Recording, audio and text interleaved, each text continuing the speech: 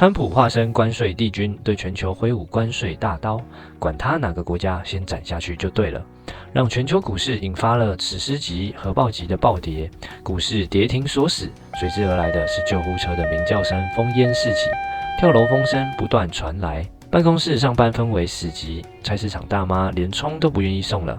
川普在这家社群媒体平台真实社群发文表示，现在是购买的最佳时机。许多人都不当一回事，正当以为是风言风语时，这个暗示居然迎来兑现，关税战瞬间360度大翻转。川普直接又宣布暂缓全球75个国家增加关税的措施，允许90天内降低10%税率，正式开启人道走廊。但仍紧咬中国不放，对中国征收的关税提高至125%，而且立即生效。川普大赦天下的消息传开后，美股立刻反弹。道琼指数收盘飙涨近3000点，创2020年3月以来最狂涨幅。标准普尔500指数暴涨9.5%，纳斯达克飙涨12.2%。台股一看这情况，也马上涨停锁死。大家好，我是麦门，这里是分享如何投资全球各大股市，不盯盘、不短冲，只赚大波段的频道。开盘就跌停是因为你，马上冲一根涨停也是你，把指数当个股上上下下，还得是川普。哦不，川投顾啊！有网友跟上川普言论的，还真的赚了不止1桶金。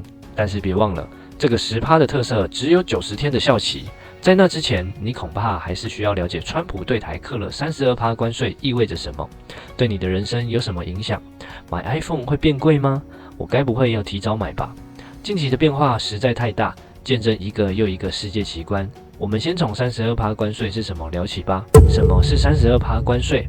故事是这样开始的：2025年4月2号，川普说美国要对全球主要贸易国家实施对等关税。什么叫对等关税？意思很简单，就是你克我多少，我就克你一半回去。我们在这部影片曾经提过，川普是个商人，对他来说，贸易逆差就是他吃亏了，你获利了。所以计算逻辑是这样的：很多国家用各种方法对他们出口产品设限，或是从美国赚太多钱，所以就要反制。而台湾对美国出口的产品，根据他们的算法，实质等于课了64%的税账壁垒。所以川普干脆来个对半，我们也对你台湾课32%。你看，就这么简单粗暴。那这个64%是怎么算出来的？其实也不是什么精密的 AI 算法啦，是拿去年的台湾对美贸易顺差，也就是我们卖给美国多少，买回来多少，拿去除一除就得出来的。去年我们对美贸易顺差是$739，而美国从台湾进口总额是1162亿，一除64%。这样的算法真的准吗？其实很多学者都跳出来说话了，像中华经济研究院的院长连贤明就说，这个算法实在是太粗暴了。你只看2024一年的数字，当然偏高啊。如果你用2023年的资料，关税应该只有29%，你再拉长到过去5年平均，甚至可能不到20%。所以川普这个32%，怎么看都有点像是用计算机乱按一通，按出来就喊我觉得你对我不公平，所以我就克你一刀的那种感觉。好，那我们先不管这个数字到底准不准，我们来看它的实际影响。假设新竹有家科技公司做的是零件组装，每年都有几百万、几千万的订单是卖给美国的。原本你出一批货到美国，报关时缴个5%、10%的关税就结案了，大家生意照做。结果突然变成要缴32%，意思是什么？你的产品一下子变得比以前贵了30%，美国那边的买家会怎么想？咦，这价格不香了耶，不然我去问一下马来西亚的供应商看看，或者找韩国厂商。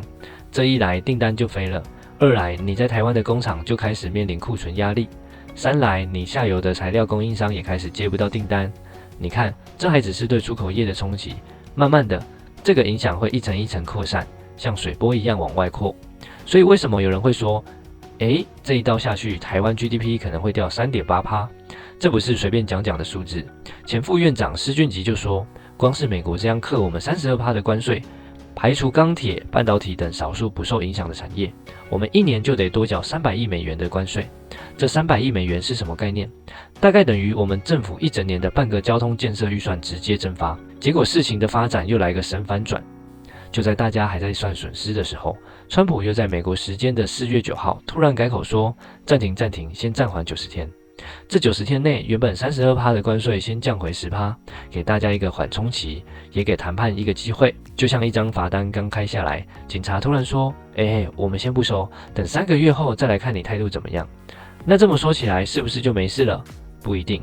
现在是暂时降到10%，但90天后会怎样还不确定。如果我们谈判不成，那32%还是会回来。而且你要知道，对生产链来说，哪怕只是这90天的可能风险，就足以让很多外商开始重新评估台湾的角色。他们会想，我是不是该找个关税比较稳定的地方投产？所以你看，这个32%关税不是什么遥不可及的政治名词，而是会影响你家电视机、你脚上的鞋子，甚至你股票账户里数字的一颗炸弹。它的可怕之处不只是那个数字，而是它背后代表的是不确定性，是风险。是你我生活里每一个本来以为不会改变的事，都有可能变了，而这就是32%关税真正的意义。台湾32%和其他国家比较是多还是少？那美国对台湾课32%的关税，这样到底算多还是少？和其他国家相比，可以发现，在川普宣布提高对等关税税率的185国名单中，英国、新加坡、巴西、澳洲等125个国家都是最低的10%基准关税，而其中约60国被课征高额对等关税的国家中，欧盟关税则为20%，日本24%，南韩与印度25%，都比台湾的32%更低。另一方面，比台湾32%关税更高的国家，只有中国大陆34%、泰国36%、伊拉克39%、叙利亚41%、缅甸44%、越南46%、辽国48%、柬埔寨49%等22国。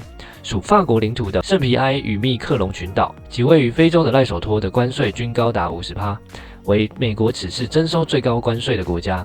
所以台湾的32%关税在所有名单中是很高的，排名第23名。物价会上涨吗？房市会受影响吗？32%的关税如果落地之后，第一波受伤的是谁？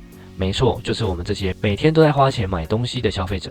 你可能会想，我又不是工厂老板，我又不出口东西去美国，关我什么事？这边我用一个大家最熟悉的例子来讲 ，iPhone。我们现在用的 iPhone 里面，台积电做晶片，鸿海负责组装，和硕搞包装，这些都是台湾品牌。而一旦台湾出口这些零组件到美国的苹果总部，或是直接把整只 iPhone 送去美国市场，就会面临那个32%的川普关税。更别说现在 iPhone 有84%零组件来自于中国，中国在这个影片制作时还被课到125%的关税。那苹果如果转移阵地生产行不行？苹果近年其实已经陆续将部分产能转到越南、印度等国家了，但这2个国家也被课46%和26%的对等关税啊。那如果把产线移回美国本土呢？美国分析师丹·艾夫斯就说了，如果苹果选择把 iPhone 的生产线移回美国，成本可能上升2到3倍，这样一来将会终结$1000左右的 iPhone 价格。如关税持续下去，苹果会面临左右为难的困境，不是自行吸收成本，就是提高价格并转嫁给消费者，引发消费者不满。